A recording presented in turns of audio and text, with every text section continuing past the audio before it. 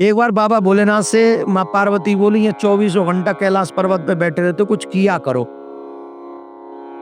दुनिया के पति बहुत कुछ करते हैं, कोई इंजीनियर है, कोई डॉक्टर है, कोई कुछ है, कोई कुछ है, और तुम यहाँ अकेले बैठे रहते हो। किसी भी पत्नी को पूछो तुम्हारा पति क्या करता है, बोले बैठा रहता है।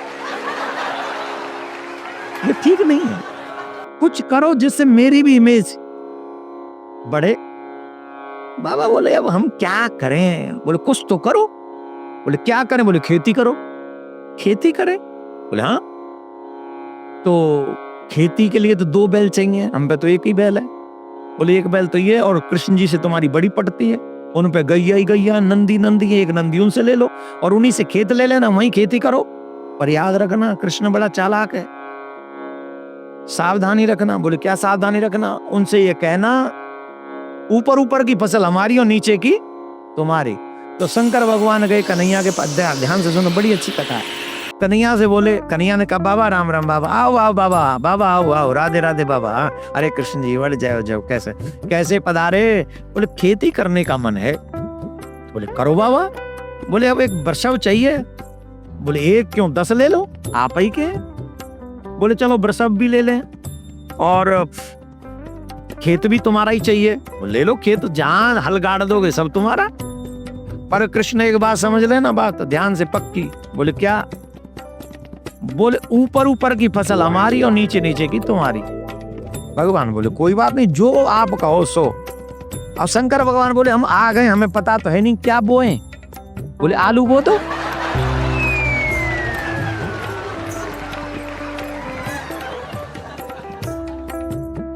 आलू बो दो। बोल ठीक है। अब बोले शंकर भगवान बोले अब जब फसल पक जाएगी तब मिलेंगे, तब तक हमारे को डिस्टर्ब नहीं करना, पूरी फसल करेंगे। बोले हाँ बाबा वो। महाराज बाबा ने हल चलाया, बाबा ने आलू बोए, बाबा ने सब बढ़िया बढ़िया हो गया। अब जब फसल हो गई तो आलू निकाल लिए गए। अब ऊपर नीचे वाली तो छोड़नी है, ऊपर वाली फसल तो ऊपर क्या था, आलू के ऊपर क्या होता है। तो बोले ये लो। बाबा ने इकट्ठी की वो ऊपर ऊपर वाली घास और बोरा भरा, और बोरा भर के वो नंदी पे रखा और कहा ये नीचे नीचे वाली फसल आपकी। बोल जय हो प्रभु, बहुत अच्छा, आपको हमारा प्रणाम, और कभी खेती करनी हो तो आ जाना।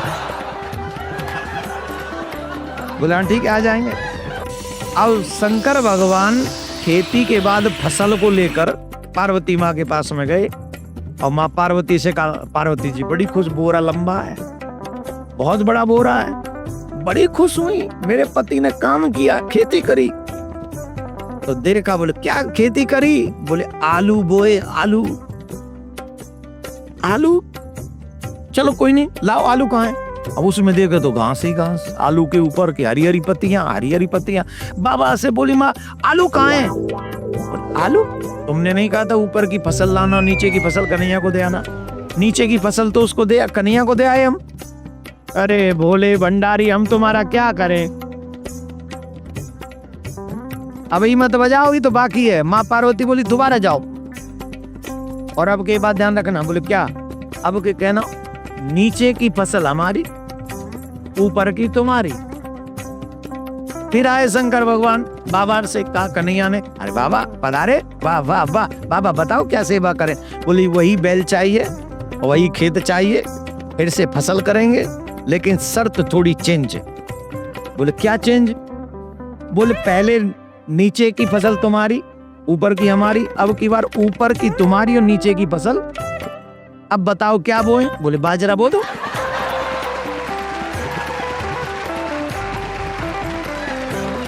बाजरा हो गया। बोले खेती के बाद ही मिलेगा, हाँ मिल।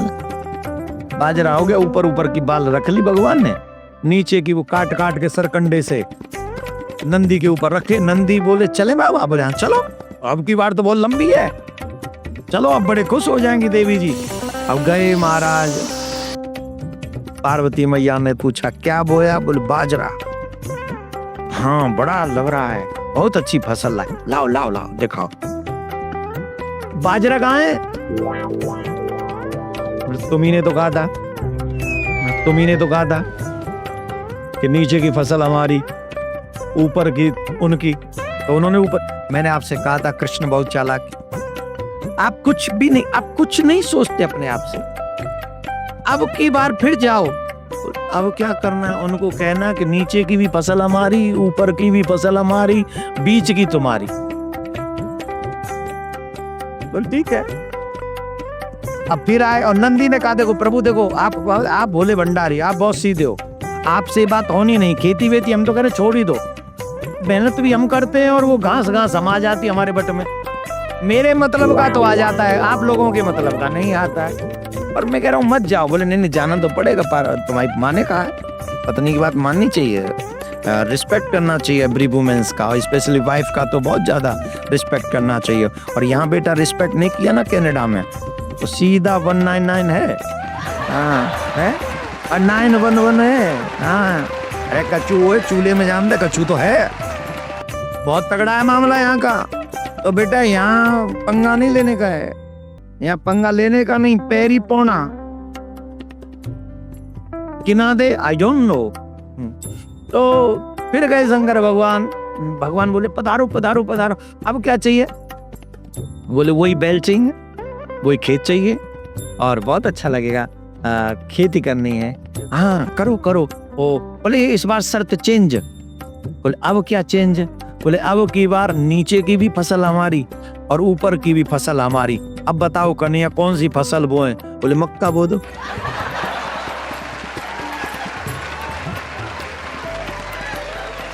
की बो दो, मक्के, क्या पंजाबी में की बोल देने हम लोग, मक्की बो दो।